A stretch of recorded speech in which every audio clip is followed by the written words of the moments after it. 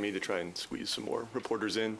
But to my colleague's point, the White House's public position has continued to be that Canada should be the 51st state. You yourself have said that Donald Trump is trying to break Canada. Considering all that, how can you expect good faith negotiations when you travel to Washington next week? Look, I think first I've had the direct conversation with him on whatever day it was, Tuesday, I guess it was, a couple of days ago.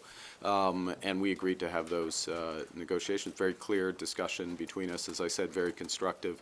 I would say the time allocated to our meeting and the seniority of he's the president, so that's as senior as you get, but the other members of his administration who will be assisting at those meetings suggests the seriousness of the discussions. Again, do not expect white smoke out of that meeting. There'll be white smoke probably later somewhere else in the world this month, but do not expect that. But so that's the first thing, is just the level of the direct dialogue, the discussion, the level of people there.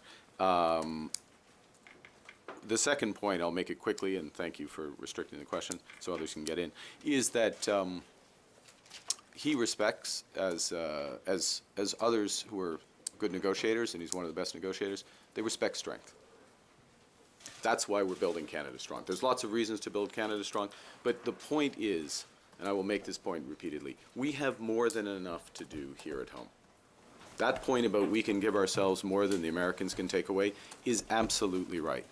We can have a bigger boost to our economy, to incomes, to jobs, by focusing on building one Canadian economy, by building these nation-building projects, by focusing on getting productivity up, by reducing government waste, by driving investment in this country. And so that is a good in and of itself. We're going to focus on that while we have these negotiations with the Americans. And if the negotiations with the Americans take longer, so be it. We've got more than enough to do here. Kyle Duggan, the Canadian Press.